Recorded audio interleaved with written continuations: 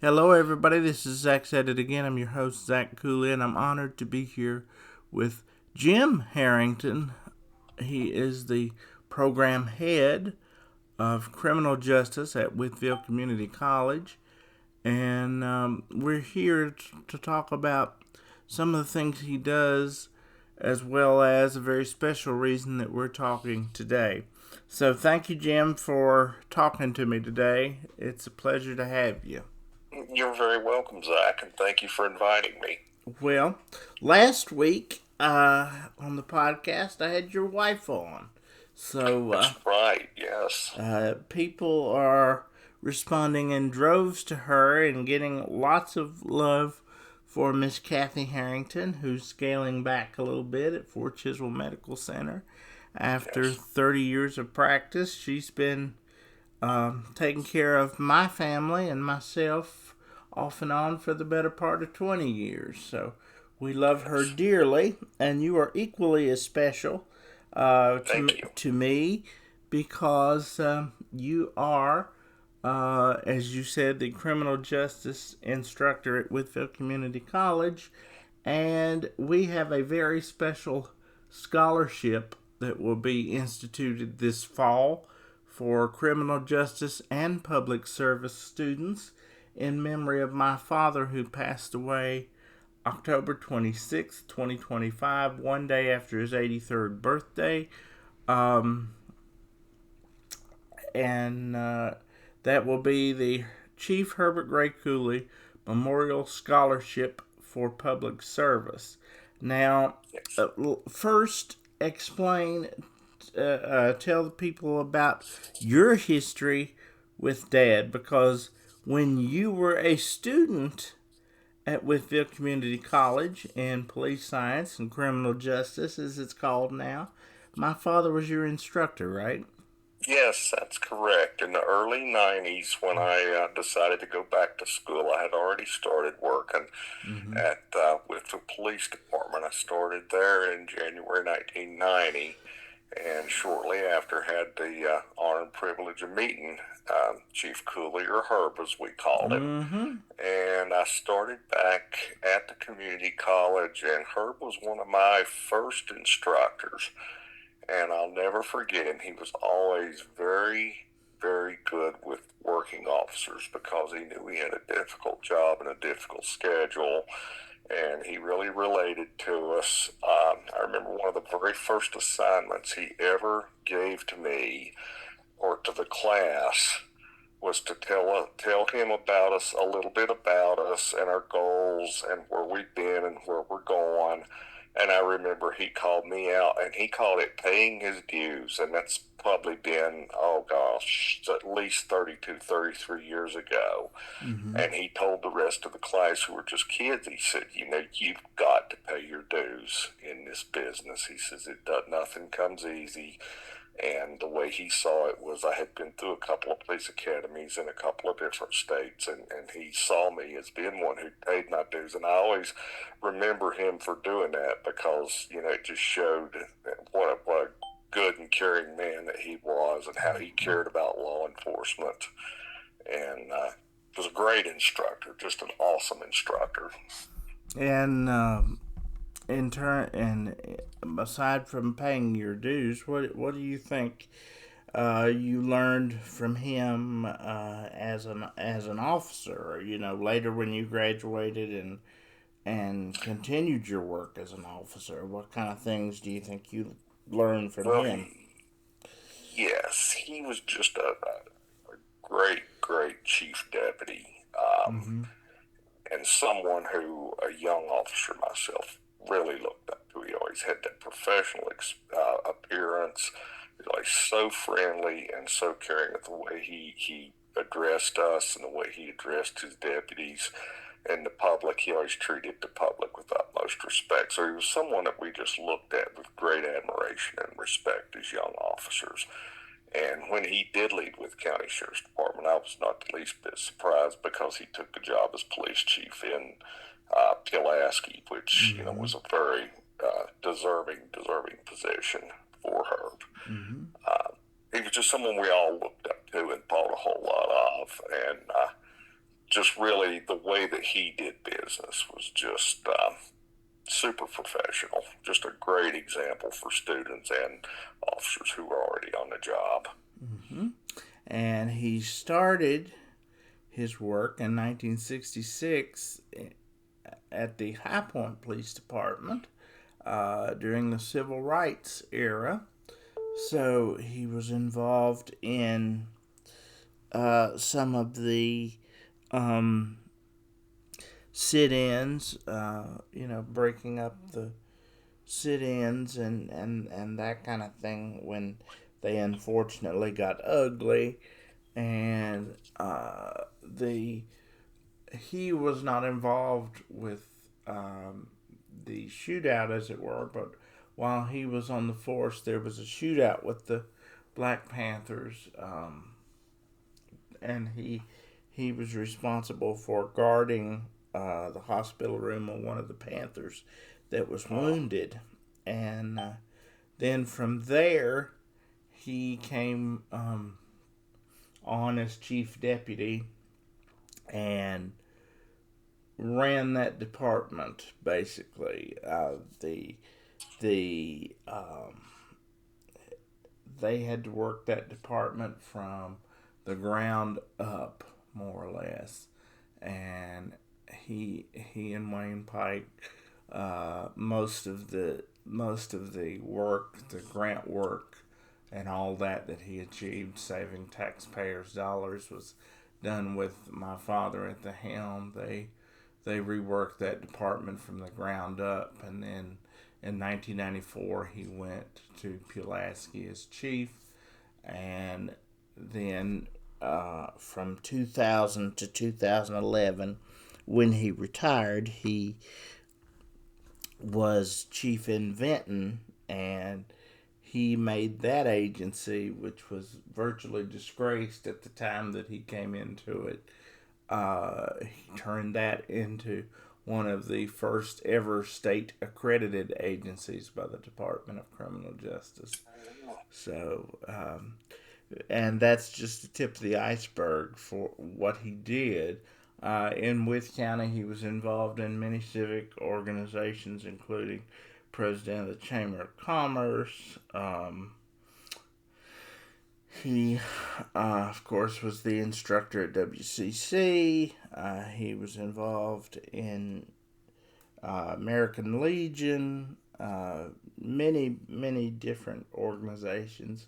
Too many to name at this point, but he was. I think Jackie King had him involved with about everything that she could get him involved with, because she. Oh yes, I remember Jackie and worked under her for many years, and she was councilman and then vice mayor. Yes, indeed, and they came no better than her, and Jackie kept him moving and shaking while he was in Wythe County, and he did a lot for us. Transportation Safety Commission chairman for the entire 14 years he was in Wythe County. He actually founded that group, and that instituted a lot of the seatbelt laws and traffic safety laws that are still saving lives in Wytheville today. Yes. He instituted the DARE program into the schools. 911 was not even here when he came to Wythe County, and he was head of the emergency planning committee, and certainly was probably one of the chief people that brought 911 to Wythe County. Just so many things. So I'm very honored that we could establish this scholarship for him. And now that you have filled his shoes these 30 some odd years later as the instructor for criminal justice, tell me some of the things that you do and some of the things that this scholarship, how it's going to help our students here in the fall. He certainly was instrumental in ushering in a new era in law enforcement of pro-education, pro-training, and he did oversee a lot of that, especially with Pulaski and, as you said, Vinton. He would be proud, I'm sure, of all the changes that have been made here at the college. I remember when he taught us how to work crime scene investigation, and basically all we had at that time were a couple of steel tapes and some paper and pencils and maybe some graph paper, and we went out and did it. And we still do it the old way to teach our students how things are done and how to do things when they don't have the technology. But now we have computerized scanners that do the work for us that they have to be taught on and trained on. We have some of the best photography equipment that's available for officers to use to go out and investigators to use to go out and investigate crime scenes. I've been following Herb's example by going to all the training, all the investigative training and other training as well that I can use to bring back to the students. We've come so far up here over the years. We now have our own police car driving simulator that we teach our officers what it's like to be behind the wheel of a car and take on that liability. Firearm simulators. You pretty much name it, and we've got it up here at the college. And if we don't have it, we're going to work hard on getting it. But I know that Herb would be proud of that legacy that he left behind with pro education and pro training. The Herbert Gray Cooley Memorial for Public Safety Scholarship Fund, the students do have a few requirements that they have to meet in order to be eligible for it. They have to currently be enrolled in the criminal justice program or a related field. They have to be in good academic standing within the program. They have to live within our service region of Bland, Carroll, Grayson, Smith, which is Marion eastward, and with counties in the city of Galax.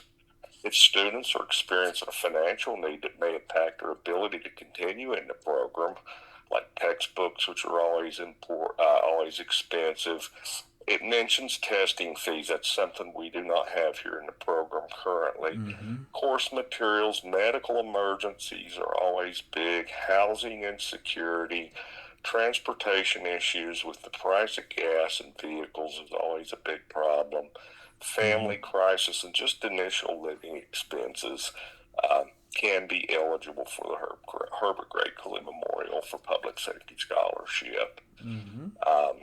Students fill out the scholarship. This is how you would go about getting a scholarship. Students would fill out a scholarship application at, I would suggest going to our Wytheville Community College Foundation office, which is located in Smith Hall here on campus. The scholarship committee, including the scholarship manager and the director of institutional management and advancement, will choose the recipient who best qualifies for the scholarship per the criteria established that I previously mentioned. You do not directly apply for the scholarship. They have to come through the Educational Foundation through a general scholarship application, which is what they would do. And the award amounts will vary depending on the nature and extent of the fund availability. Funds are distributed a one-time award, and these funds do not need to be repaid.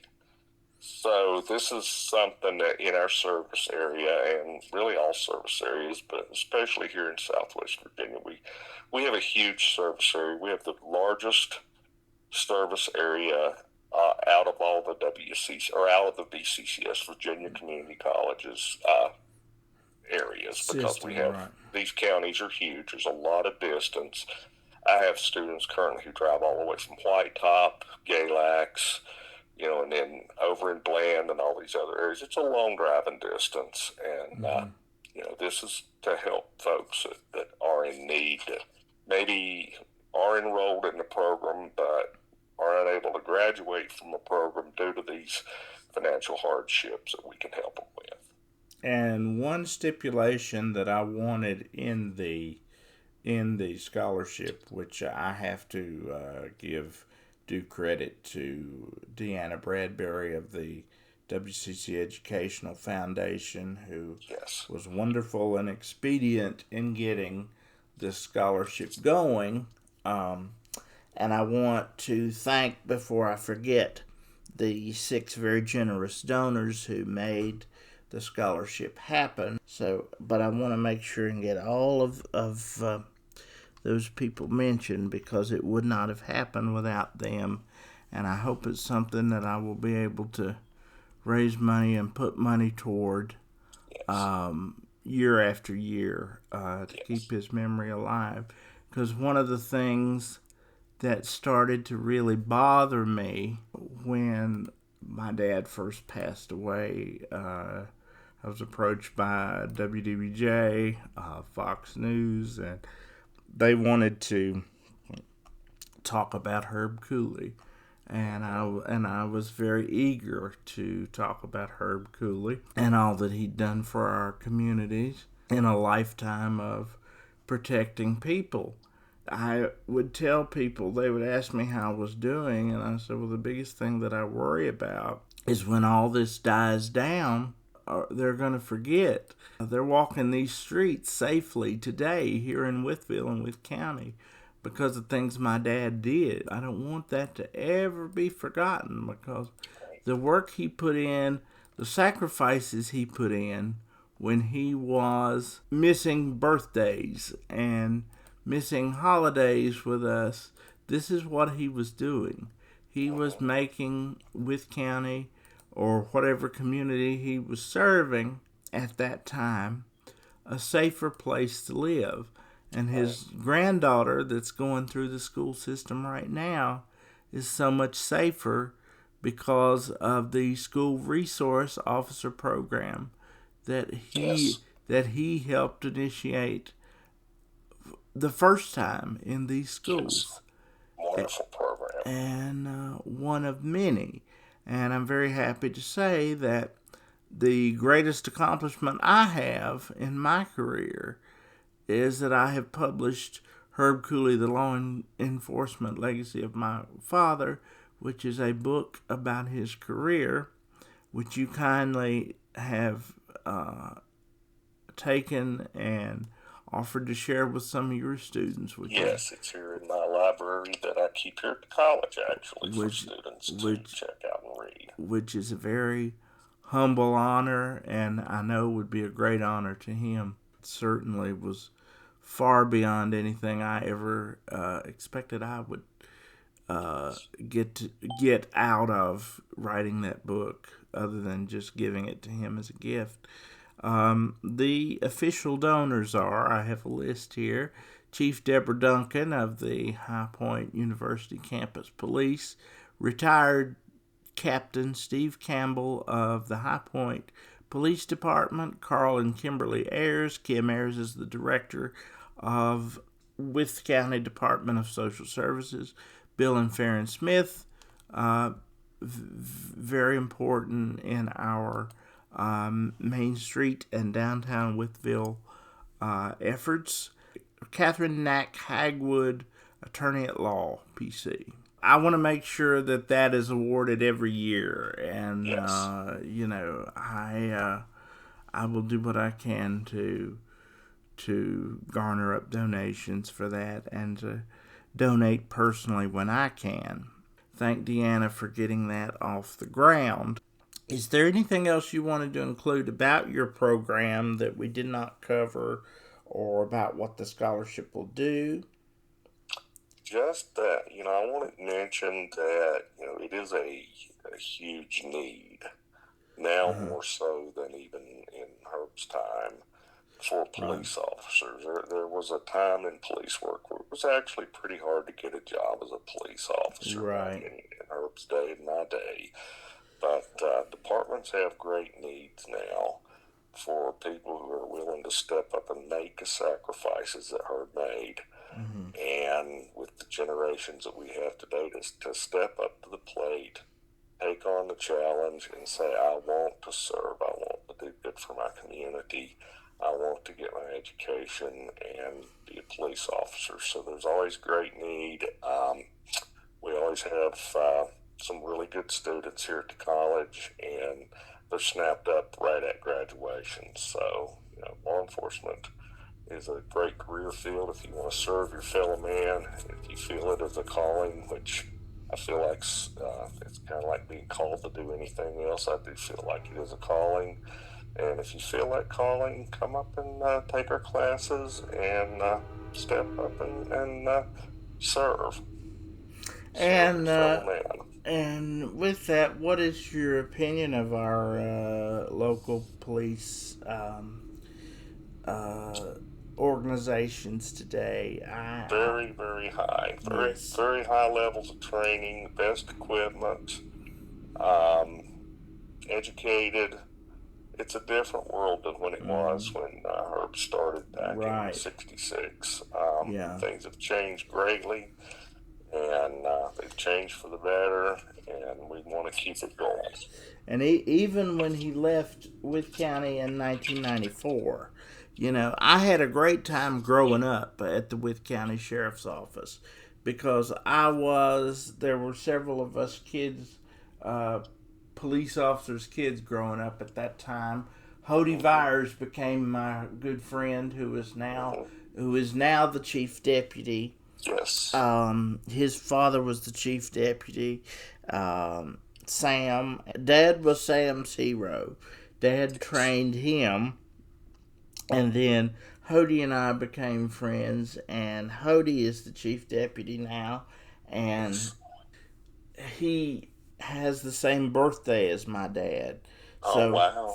Impressive. for him to get that job right after my dad passed away, I called Hody up and I said, I think somebody's looking down from above Mm-hmm. and making sure his department is being run the way he wants it run. That's right. Yes. Chief Cooley's still in charge, Right. and it's a great thing that Hody's the chief deputy. And with Anthony Yes. Klein, Dad didn't know Anthony, but he hired Charles Foster, as he Mm-hmm. did Keith Dunnigan, Yes. and all that came, worked with Kermit always. And when I did the book, the great thing about it is every sheriff from 1980 till 2016, when the book came out, chimed in and had wonderful things to say about my dad. He also hired Sheriff Doug King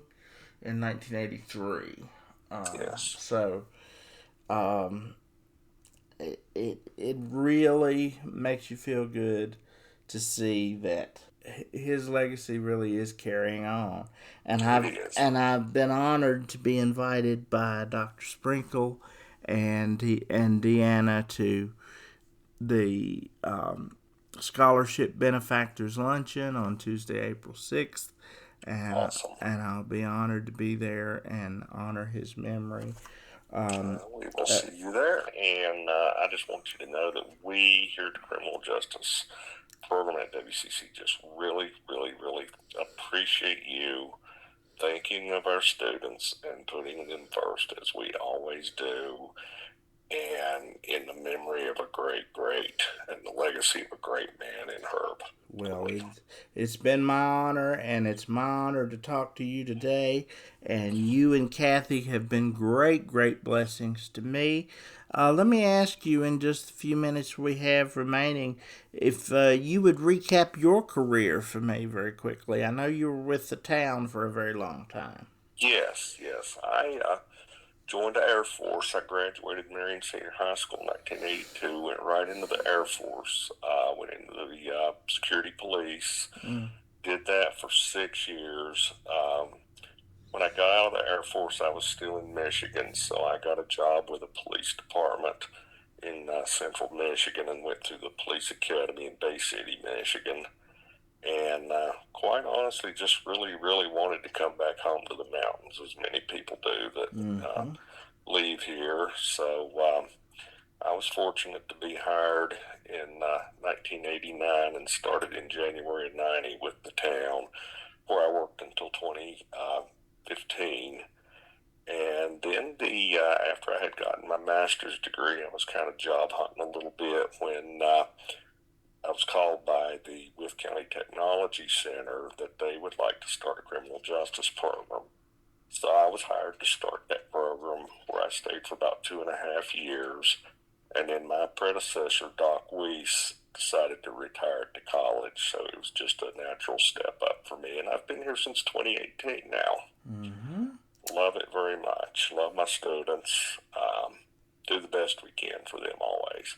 So a bright future for local law enforcement among our students, then, for sure. Yes, we have put many police officers on the streets just in the time that I've been here. Yeah. And as I wanted to say, and I don't think I start 10 tangents and I never finish the first one, but I wanted a stipulation in the scholarship that in the event that there would be no criminal justice students eligible, that I wanted it to be awarded for some sort of public service, because Dad was not just a police officer. He was, as I said, very active in local civic duties wherever he happened to be. Yes.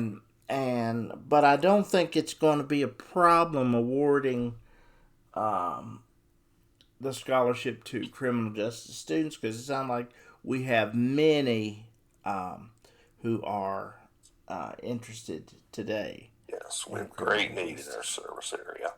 Very good. All right. Well, thank you so much again for talking with me. It's been a real honor to talk to you. And, it's been an honor to talk to you, Zach. And I hope that this scholarship will continue to bless this program. And as long as I'm around, I will be doing what I can to see that it flourishes as an alumni of WCC for the college as well, myself. So absolutely, Zach, and we're honored to have you as an alumni. Well, thank you very much for your kind words, and my love to you and Kathy always. Yes, as well as you and your family. Thanks. So thank you so much.